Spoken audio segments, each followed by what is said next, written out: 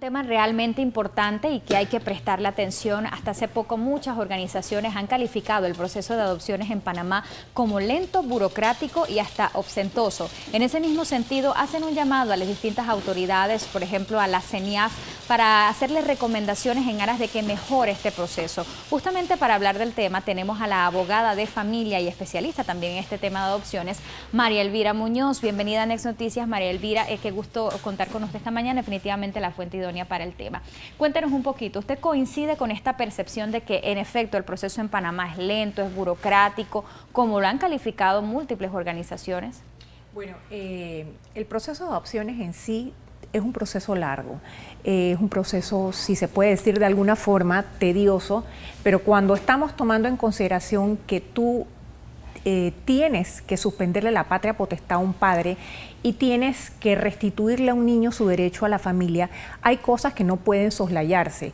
Hay investigaciones que realizar, hay procedimientos que cumplir y hay términos de igual forma que cumplir que tú no puedes pasar por alto, porque el hacerlo puede prestarse para que se den situaciones que luego puedan ser cuestionadas. Sí considero que de una u otra forma podría agilizarse un poco más el procedimiento de adopción si se hace la implementación correcta o la aplicación correcta de la ley. Cuando se creó la Secretaría Nacional de Niñez, Adolescencia y la Familia, que eso fue 2 administraciones anteriores, pues se andaba un poco a tientas tratando de crear una estructura que brindara protección a la convivencia familiar, porque la autoridad central en materia de protección a la convivencia familiar, en materia de adopción, es la Secretaría. Se crearon departamentos con psicólogas, trabajadoras sociales que se fueron capacitando con ese propósito poco a poco para realizar las evaluaciones pertinentes, ya sean evaluaciones sociales, evaluaciones psicológicas, trabajos de campo, dirigidas a determinar indudablemente la conveniencia o no de colocar a un niño que se encuentra en una situación de riesgo social o abandono en una familia con miras a que esa familia se constituya la alternativa familiar de hogar sustituto en primer lugar, que es una de las opciones que pueda haber, o que se constituyan en familia adoptante. Ahora, pero para entender un poquito el proceso, ¿en qué parte entra la CENIAF? Porque se dice que el que declara este estado de adoptabilidad, que es necesario para proceder entonces, es el juzgado de la niñez. ¿Pero qué tiene que ver el CENIAF directamente con esto? Bien. La CENIAF, como te dije anteriormente, es la autoridad central encargada de la protección de lo que es la unión familiar y de los menores. Ellos, si reciben por uno u otro motivo algún tipo de noticia o conocimiento de que hay un menor en situación de riesgo social, en estado de abandono, tienen inmediatamente que hacer las investigaciones de campo. Tienen 72 horas para verificar si efectivamente la situación que se está denunciando es correcta. Tienen que hacer la solicitud de la declaratoria de adoptabilidad y tienen que elevar una resolución motivada que se dirige a la autoridad competente, que en este caso... Es como un aval que da entonces al es juzgado. correcto. El órgano judicial que finalmente es quien va a hacer la declaratoria de estado de adoptabilidad previa inhabilitación de patria potestad de los padres biológicos. Por supuesto que tiene que hacerse la investigación correspondiente de que no hay una persona con capacidad legal de hacerse cargo de lo que es el cuidado de un menor. Ahora, en base a su experiencia, ¿cuánto tiempo le toma a una pareja poder adoptar en Panamá? ¿Más o menos cuánto? Mira, eso es un tema bien relativo. Tú, con mucha suerte, puedes tener una adopción tal vez en 2 años, como puede extenderse un periodo mucho más largo que eso, porque como te decía... ¿Mucho más largo aproximadamente cuánto? ¿6 años, 8 años? Hasta 8 años. Porque hasta 8 años. Hay pues estas organizaciones que alegan que lo que pasa es que hay niños que definitivamente llegan a la mayoría de edad en los albergues y en efecto han estado en un proceso de adopción, pero se complica una vez pues ya son mayores de edad. ¿Qué establece la ley de adopciones per se en cuanto a la adopción? ¿Quiénes pueden adoptar en Panamá? Bien, en Panamá puede adoptar cualquier persona mayor de edad que tenga el ejercicio de sus derechos civiles y políticos, que tenga las condiciones de salud mental, salud física, que tenga las condiciones sociales económicas para brindarle una alternativa familiar a un niño que se encuentra en situación de riesgo social o de maltrato o de abuso. Cualquier persona que sea mayor de edad puede hacerlo, sin embargo, sí prima un principio, y es que tiene que haber una diferencia de edad mínima de 18 años y máxima de 45 años entre el adoptante y el adoptado. Pueden adoptar tanto nacionales como extranjeros. ¿Tiene que estar casada la persona? No, pueden ser matrimonios, pueden ser uniones de hecho con un mínimo de convivencia de 2 años, pueden ser personas, parejas, como pueden ser adopciones monoparentales, siempre y cuando cumplas con los requisitos que anteriormente yo te he mencionado. ¿Y el tema de los extranjeros es posible? Porque siempre se maneja con pinzas precisamente para evitar que el destino del menor pues no sea el de restituirle una familia. ¿Pueden adoptar extranjeros en Panamá? Por supuesto que pueden adoptar extranjeros siempre y cuando cumpla con todos los parámetros de investigación y los requisitos que te exige la ley panameña para eso.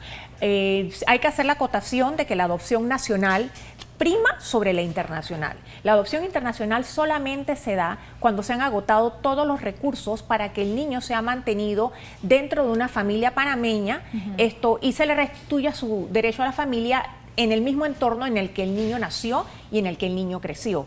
Sin embargo, sí hay situaciones de que no hay solicitantes nacionales que cumplan con los requisitos o con el perfil de lo que el niño necesita, porque siempre se dirige el tema de la adopción a tratar de suplir las necesidades reales, y no solamente las básicas, sino las necesidades afectivas, de desarrollo integral del menor.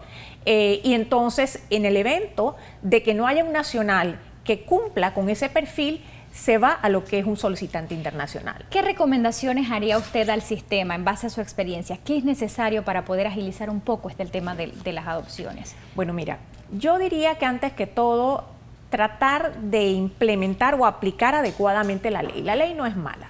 La ley tiene sus falencias, ha sido algo que se ha ido mejorando. Había una ley que existía anteriormente que también era buena.